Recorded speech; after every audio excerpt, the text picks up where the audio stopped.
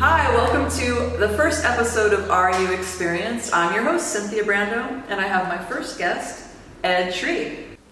So you're well known in the LA music scene as a producer and engineer, and you record all these singer-songwriters that are out playing their songs in our music scene, in our music community. You got started with performing your songs kind of later after you spent a lot of time recording other people, and I know you shared a story with me of how that felt. How old were you when you first, you've played out before, but not so much your songs, right? Your personal songs. Right, I think, I was playing original music with bands, but when I first started doing the singer-songwriter thing, where it was just me and a guitar in front of, 20 people, I was nervous. How old were you when you started doing that? That's probably in my 40s, definitely in my 40s, but, and at that point I had done some, I'd done performances for a lot of people, very large crowds at New Orleans Jazz Fest, or, as a band member, playing a lead guitar behind, different artists. And so to do something like that, and this is just fun, I've got this, I'm not, I don't get nervous when I play, and then all of a sudden I'm doing my song, right? In front of these 20 people who were all intently watching me, and it was an adjustment.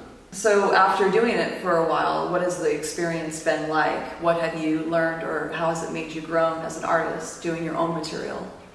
I love it, I really do, and I still, I still get some nerves before I perform my original songs, but I think I've learned to use that. Use your nerves? Yeah. Yeah, you have a lot of cool advice and sayings that you give me for confidence. Usually those things happen when you're older, but I feel like you've been saying them all your life. But yeah, you talk about certain tactics. One of them I like is about making a mistake. Yeah, well, there are three things that I do to prepare for a performance, besides, just the usual practicing the songs. But I mentally predispose myself to do a good job. I say, I'm going to do well. I can see myself doing well. I visualize that. And then I also say, there's a good chance I'm going to make a mistake. I don't believe in perfection. So it's like, I'm going to probably make a mistake. So in advance, I forgive myself for that mistake. So if it happens, I'm not like, oh my God, I made a mistake. I'm like, okay, there's the mistake, and you just try to get back in the moment. Right. And the third thing, I just tell myself that I'm going to have a good time, that it's going to be fun. Yeah. And I really feel like that if the performer is having a good time, the audience will have a good time. The audience doesn't want to feel nervous for you. They don't want to be concerned about you. They're there to have a good time. So something happens, no big deal. Yes, we're having a good time. That is definitely some advice I'm trying to take and be better at.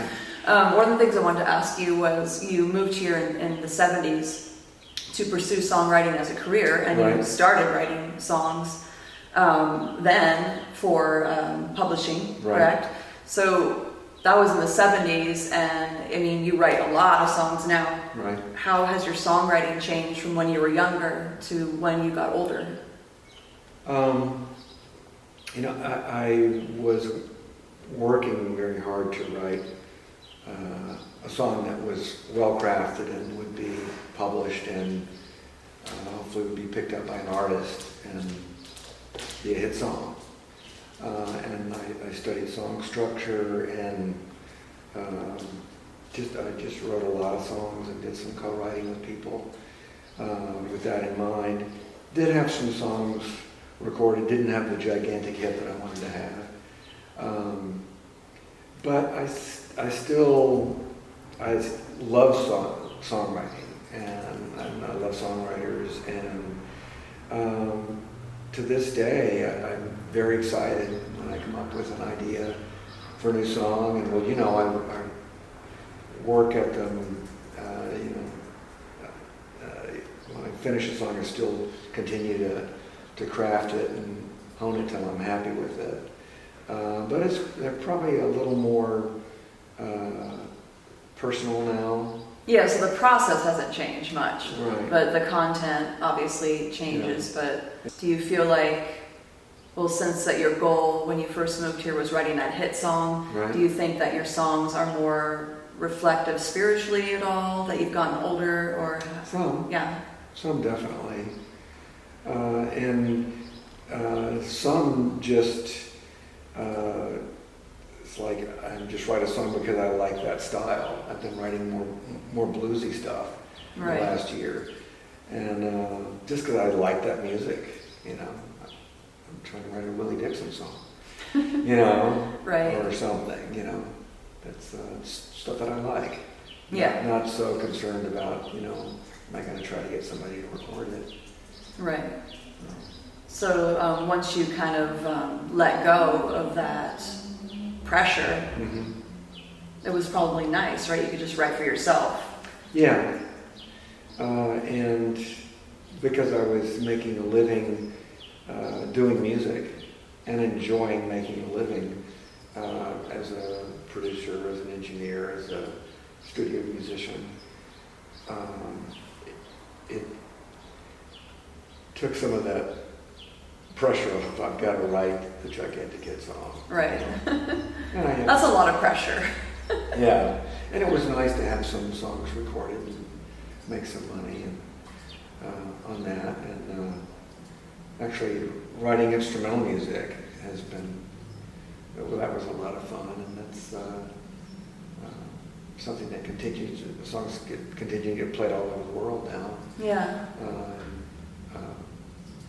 Part of the music library, and that's kind of neat. Yeah. So the last thing I wanted to ask you before you play a tune was you have a different guitar here than you normally have. Yeah. You just recently acquired it, Yeah. and it was your best friend's guitar who passed. And since I've known you, there's been a steady incline of friends and fellow musicians that have died. Yeah. So obviously that's something that's changes as you get older. Yeah. In this industry, you see a lot of Yeah. people go. So just briefly, how has that affected you? And tell us about the guitar. Yeah. There are some very, very close friends, and my best friend, who we have a long history together with this guitar, actually. But it definitely affects me. They're people that I really miss. And unfortunately, recently I've lost a couple of people that I knew for a long time and played music with. And I've,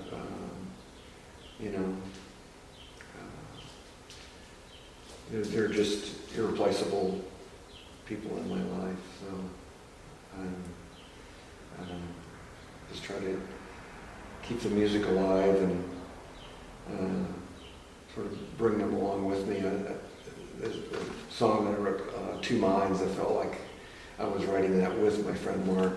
This guitar belonged to Mark Foss, and I found this guitar at a music shop in the 80s when I was on the road, and I called Mark and because I had initially wanted to buy it, and I just said, Mark, I think you should have this guitar. So Mark, the next day, I told him where it was and how much it cost, and he bought it. And so we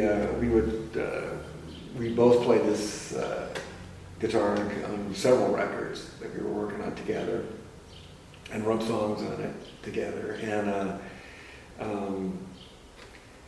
Mark passed away a couple of years ago, and just a week ago, Mark's widow was in town and presented me with this guitar, which said, this is where it belongs. And I told her, I'll just cherish this and I'll write songs on it. I got Mark's mojo on it, and it's all, not quite like getting a hug from him, but it's the closest I can get, you know.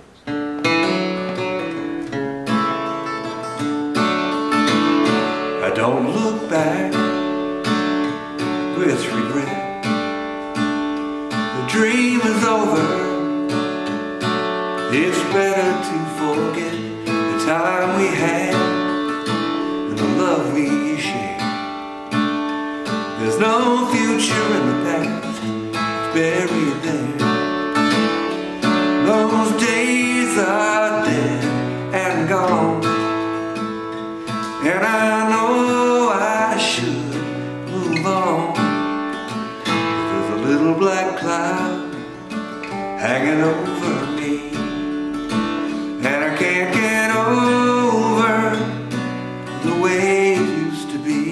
There's a ray of hope I'll never see, with a little black cloud hanging over me.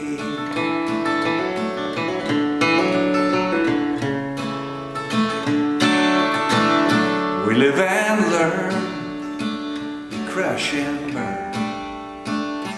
Everybody is sure to get their turn. Time will heal all hearts, they say. Me, I'm looking forward to a happy day, and I know the sun still shines, but it never reaches the corner of my mind where a little black cloud hangs over me, and I can't get over the way it used to be. There's a ray of hope I'll never see, with a little black cloud hanging over me. I wish it would rain, I wish it would pour, and wash your memory far away where I can't feel it anymore.